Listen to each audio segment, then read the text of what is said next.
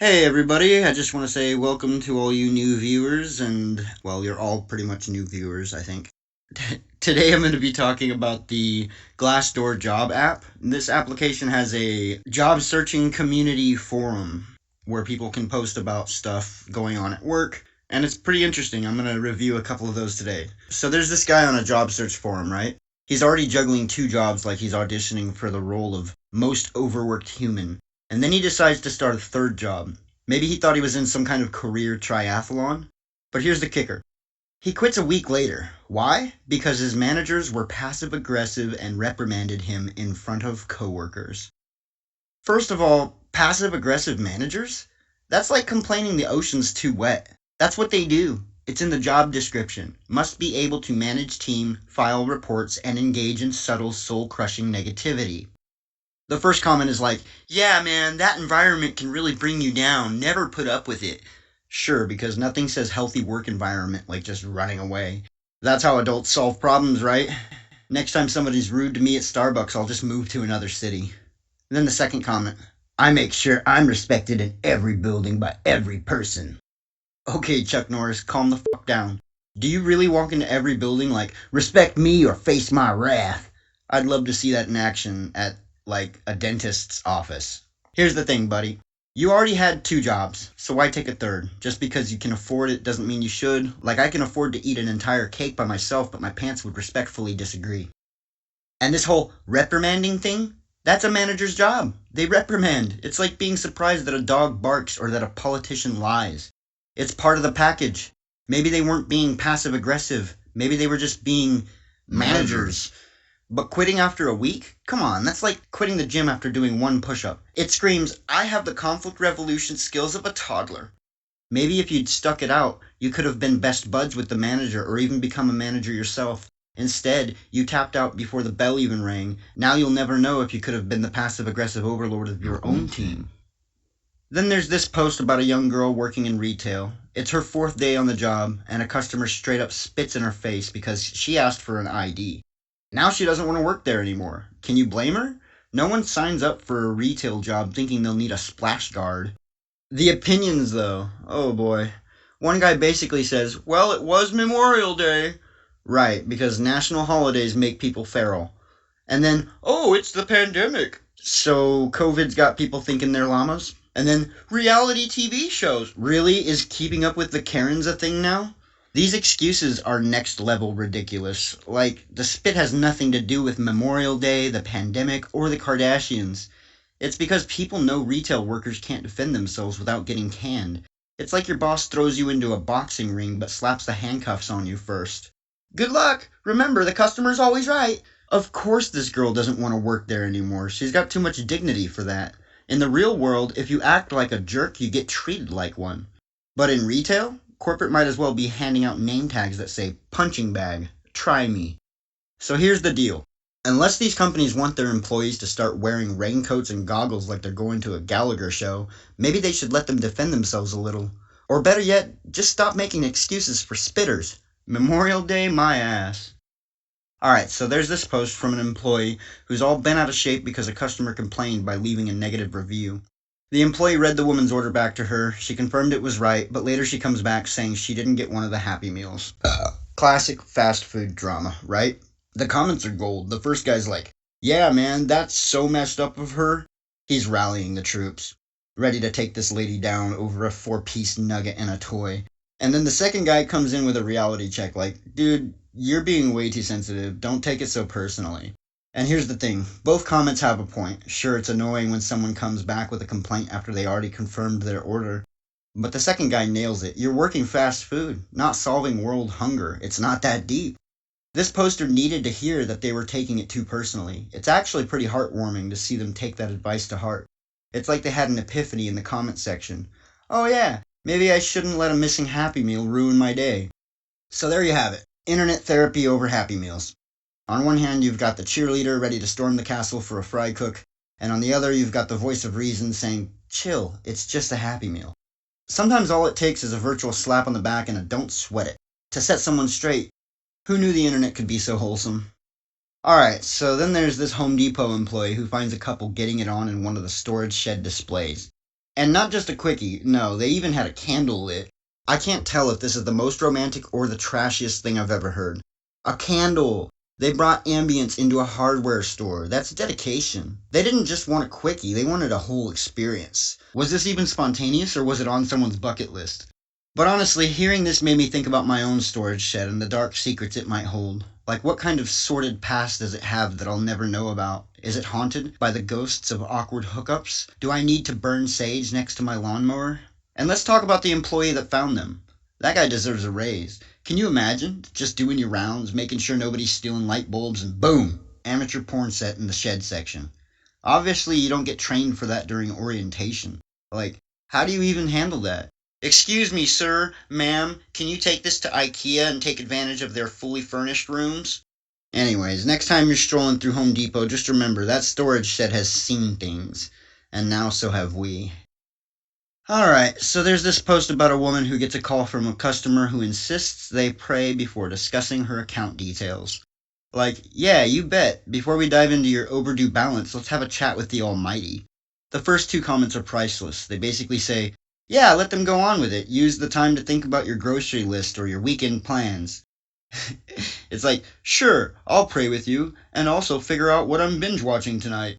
Here's the thing, you know how you have to act at your job. You smile, you nod, you're professional, but in the back of my mind I'm thinking, is this some kind of religious power move? Like, hey, you better be nice to me or you might go to hell. Is it just me, or isn't that kind of implied? It's like one step away from asking a cop if he's got kids as he approaches your car window.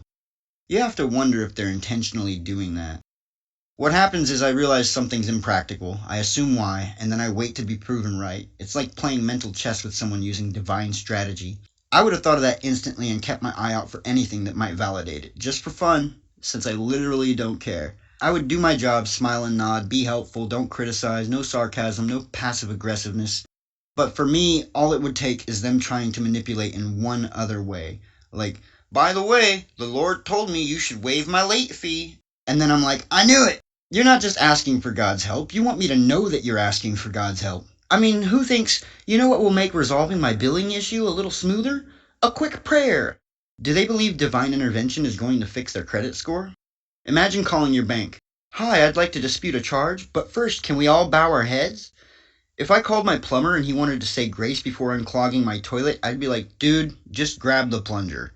So yeah, keep it professional, smile and nod, but deep down you're thinking, why are we praying over your 29.99% APR? The call center job is already absurd enough without adding a prayer circle. It's like, sure, let's pray that you pay your damn bill on time next month. So yeah, this lady had a customer call her tech support hotline insisting that this is where she should be able to order a pizza. You ever hear someone talking to customer service or tech support and you kind of cringe thinking to yourself that whatever they're asking the person is just not their job, not their problem, and you're thinking like, what are you doing? But then the employee on the line or behind the counter just helps them as much as possible with a great attitude, and it kind of just leaves you feeling like you're the asshole because your assumption is based on how you would want to react, because apparently you don't think people are capable of the same amount of restraint that you typically practice. Anyways, if it was me, I would call the place with her on the line, just so I could hear some poor guy at Papa John's getting grilled about their return policy on defective routers. That's tech support for you. Solving problems one confused caller at a time. Alright, so there's this post from someone who works at a museum, right? And they have to deal with customers trying to get in for free by claiming they're friends with the artist or that they used to work there. Like, oh yeah, I'm tight with Van Gogh, we used to kick it all the time. Sure, buddy. And you know these people have to realize their excuse is impractical, but they put you in that position anyway, essentially saying, I don't care if this makes your day harder, I'm getting in for free. And it's like they walk up and say, hey, I'm gonna be an inconsiderate jerk for no reason, cool? They're counting on you thinking there's a chance they're not lying, and wanting to avoid the confrontation and potential repercussions. I'm sorry, but if it's me, I'm gonna be a little upset. I'll probably keep it to myself because I'm at work, but inside I'm thinking, really? You're gonna try this nonsense? Imagine this. Hi, I'm friends with the artist. Yeah, and I'm besties with Da Vinci. Show me the friendship bracelet. Or, I used to work here. Oh, really? Do you want an old uniform and a name tag, too? But you can't say any of that. You have to be polite. I'm sorry, sir, but you still have to pay. And they always get huffy. Like, what did they expect? A red carpet and a VIP pass? At the end of the day, dealing with these people is part of the job. You're literally being paid to not react how you would like to and how most people would. You smile, nod, and think about the absurdity of it all. And if nothing else, you've got a great story to post on the job search community forums. Alright, so this girl posts about telling a customer that she didn't want to be at work because it was Mother's Day and her mom just died a week ago. Heavy stuff, right? Then the customer, in all their wisdom, suggests she drink peroxide mixed with water to make herself throw up so she could go home. And I guess she's like, what's he trying to kill me? Even the first comment is like, yeah, that was too much to tell a customer. Everyone knows the drill. If a customer asks how you're doing, you say something pleasant. I'm fine, even if you're dying inside. But let's just be real, this sounds like a young person. I imagine they weren't just asked, how are you doing, as a formality. She probably looked really sad, like someone on the verge of tears. So, in that scenario, it's a bit harder to just say, I'm fine. I mean, if you're trying to hold back tears and someone genuinely asks, the emotional floodgates can open. But this customer's response, that's next level bonkers. Oh, you're grieving? Here's a recipe for disaster. Bottoms up. So yeah, while the rule of thumb is to keep it light with customers, sometimes life throws you curveballs and your emotions spill out. And when they do, you hope for a bit of empathy, not a homemade guide to poisoning yourself. Alright, so keeping in mind that this guy is posting to the crazy customers section about a customer who comes in and suggests playing specific music to help the plants grow. And get this, he even brought a playlist, like, hey, your ficus needs to vibe to some Mozart. Now, some of the commenters start comparing this to their customers who complain about everything. Oh, our prices are too high, the aisles are too narrow, the lighting sucks. Meanwhile, this dude's bringing mixtapes for the marigolds. It's insane. But on a more wholesome level, some folks in the forum think it's pretty cool. They're like, what's on the playlist? I want to know what jams make a fern flourish. And you've got to admit, it's kind of sweet. I mean, it's nuts, but it's sweet. Imagine working at this store, you're stocking shelves and this guy walks in like, hey, can we get some Chopin for the chrysanthemums? They're looking a little down. You'd have to double check the calendar to make sure it's not April Fool's Day, and you might look around for the camera guy trying to capture the prank unfolding. But you know, it's better than the usual complaints.